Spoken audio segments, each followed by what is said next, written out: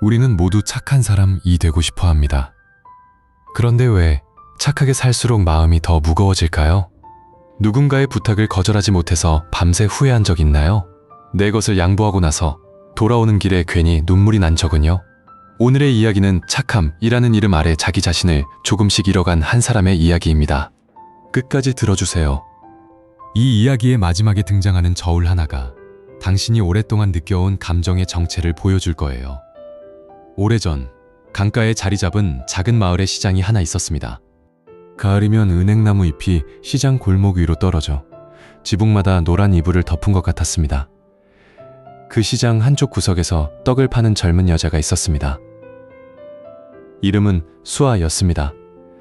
수아는 새벽 4시에 일어나 쌀을 씻고 떡을 찌고 해가 뜨기 전에 좌판을 펼쳤습니다. 그녀의 떡은 부드럽고 달지 않았지만 씹을수록 고소한 맛이 돌아서 마을 사람들 사이에서 인기가 좋았습니다. 하지만 수아를 진짜 유명하게 만든 것은 떡의 맛이 아니었습니다. 그녀는 한 번도 안 된다고 말한 적이 없는 사람이었습니다. 돈이 모자란 사람에게는 다음에 주세요라고 했고, 양이 부족하다는 사람에게는 자기 몫에서 덜어 더 담아주었습니다. 누군가 급하다고 하면 자기 순서를 양보했고, 이웃이 부탁하면 쉬는 날에도 떡을 만들어 갖다 주었습니다. 마을 사람들은 수아를 착한 수아라고 불렀습니다. 수아도 그 말이 좋았습니다. 아니, 그 말이 없으면 불안했습니다. 수아의 좌판 한쪽에는 오래된 저울이 하나 놓여 있었습니다. 할머니에게 물려받은 낡은 양팔 저울이었는데 한쪽 접시가 살짝 휘어져서 늘 한 방향으로 기울어 있었습니다. 수아는 그 저울을 고칠 생각을 한 번도 하지 못했습니다. 그냥 그런 거라고, 원래 저울이란 그런 거라고 생각했습니다.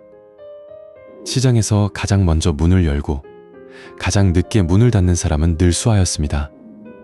어느 날 옆 가게 생선 장수 영감이 찾아왔습니다. 수아야, 내일 큰 잔치가 있는데 떡을 100개만 만들어줄 수 있겠니? 값은 나중에 줄게. 수아는 웃으며 고개를 끄덕였습니다. 그날 밤 수아는 자기 가게에 쓸 떡과 영감의 떡을 합쳐 200개를 만들었습니다. 새벽이 되자 손가락이 부어올라 주먹을 쥘 수 없었지만 영감은 떡을 받아가며 역시 착한 수아야 라고만 했습니다. 값은 석 달이 지나도 오지 않았습니다. 며칠 뒤 마을 이장 댁에서 사람이 왔습니다. 이장님 생신인데 떡을 좀 넉넉히 보내주게. 마을을 위해 고생하시는 분이니까 값은 뭐. 수아는 거절하지 못했습니다. 아니, 거절이라는 단어가 입안에서 만들어지지 않았습니다. 그녀는 자기 쌀을 꺼내 이장댁에 떡을 만들었고 정작 그 주에는 자기 좌판에 올릴 떡이 부족했습니다. 비어있는 좌판 위에서 저울만 기울어진 채 서 있었습니다. 계절이 바뀌기 시작했습니다. 가을 끝자락, 바람이 차가워지는 날이었습니다. 과일 장수 아주머니가 수아에게 말했습니다. 수아야, 내 자리가 좀 좁은데 내 좌판을 조금만 줄여줄 수 있겠니? 수아는 자기 좌판을 반으로 줄였습니다. 그 다음 주에는 옆집 포목 장수가 같은 부탁을 했습니다.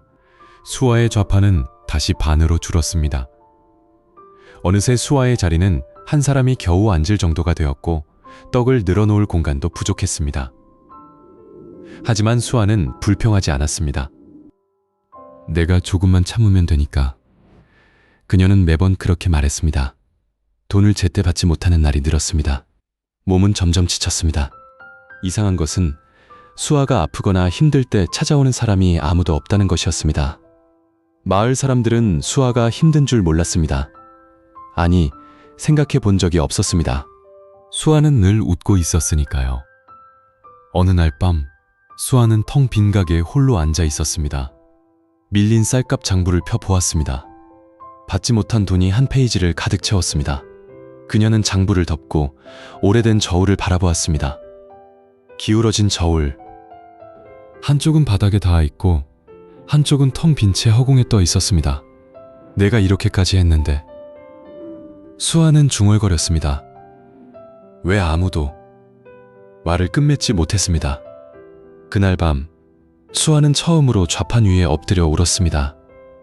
소리 없이, 아무도 모르게. 이런 시간이 1년 넘게 반복되었습니다. 수아의 얼굴에서 웃음이 사라진 것을 아무도 눈치채지 못했습니다. 첫 겨울 눈이 내리던 날이었습니다. 시장은 한산했고 수아는 좌판 위에 떡 몇 개를 올려놓은 채 멍하니 앉아 있었습니다. 눈송이가 떡 위에 내려앉았지만 치울 기운도 없었습니다. 그때 시장 어귀에서 낯선 사람이 걸어왔습니다. 낡은 외투에 긴 지팡이를 짚은 나그네였습니다. 머리는 희끗하고 눈가에 깊은 주름이 있었지만 눈빛은 고요하고 맑았습니다.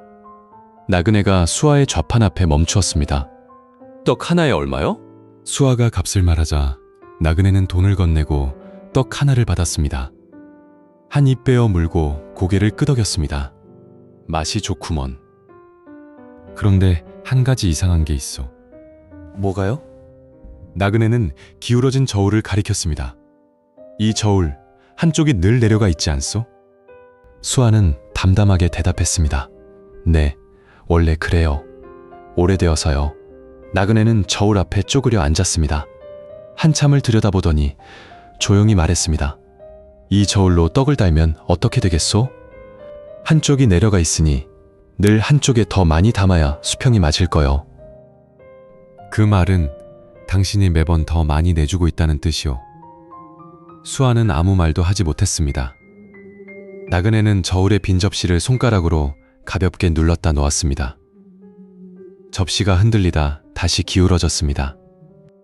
저울이 한쪽으로만 기울면 보기엔 그 한쪽이 가득 찬 것처럼 보이지.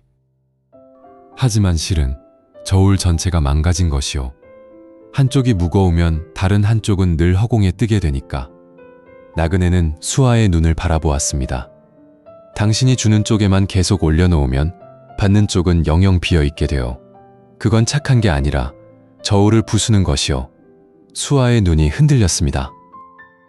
내가 착하지 않으면 사람들이 떠날까 봐요. 수아가 겨우 말했습니다. 나그네는 고개를 천천히 저었습니다. 기울어진 저울에 올라선 사람은 저울이 바로 서는 순간 스스로 떨어지요. 그리고 바로 선 저울 위에 남는 사람이 진짜 당신 곁에 있을 사람이요. 눈이 조용히 내렸습니다. 시장은 고요했습니다. 수아는 오래된 저울을 내려다보았습니다. 태어나서 처음으로 그 기울어짐이 보였습니다. 그날 밤 수아는 저울을 가게 안쪽으로 옮겼습니다. 그리고 새 저울을 하나 장만했습니다. 수평이 맞는 저울. 그것이 수아의 첫 번째 변화였습니다. 변화는 작은 것부터 시작되었습니다.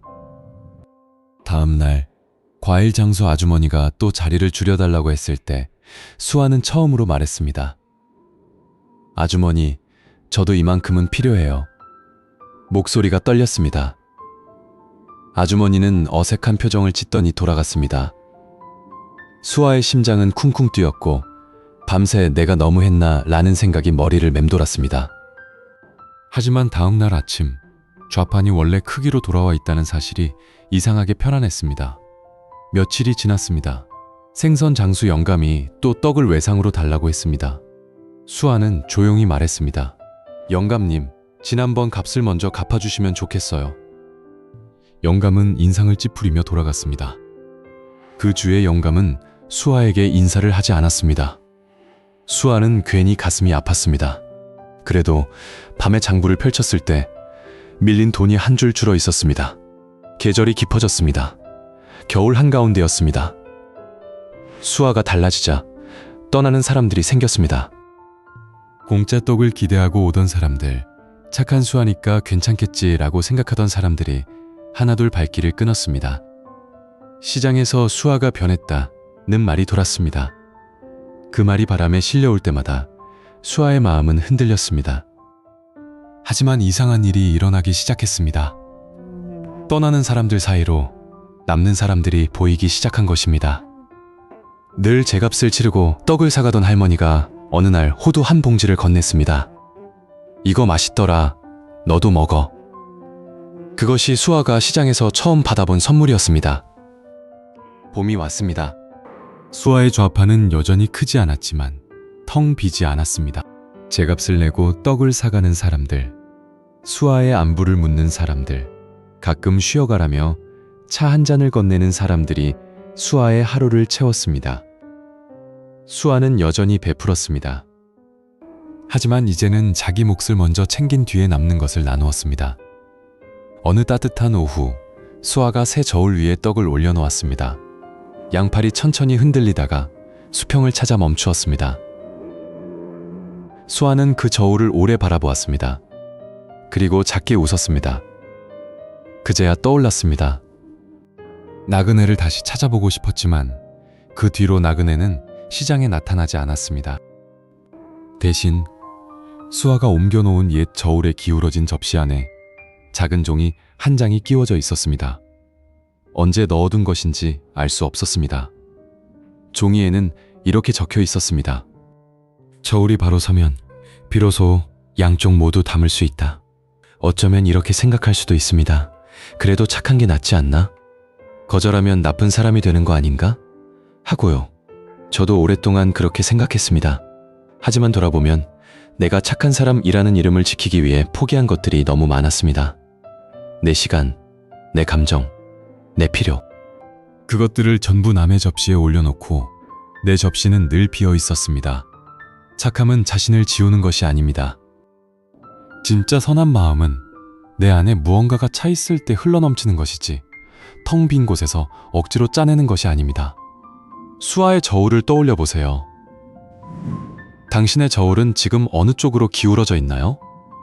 혹시 한쪽에만 잔뜩 올려놓고 다른 한쪽은 허공에 떠 있지는 않나요? 오늘 한 번만 아주 작은 것부터 시작해 보세요. 괜찮아 라고 말하기 전에 진짜 괜찮은지 나에게 먼저 물어보세요. 그것이 저울을 바로 세우는 첫 번째 움직임입니다. 이 이야기가 마음에 와닿았다면 좋아요를 누르고 댓글로 여러분의 이야기를 들려주세요. 필요한 사람에게 공유해주세요. 구독하고 더 많은 이야기를 함께 들어요. 다음 이야기에서 만날 때까지 당신의 저울을 조용히 바로 세우세요.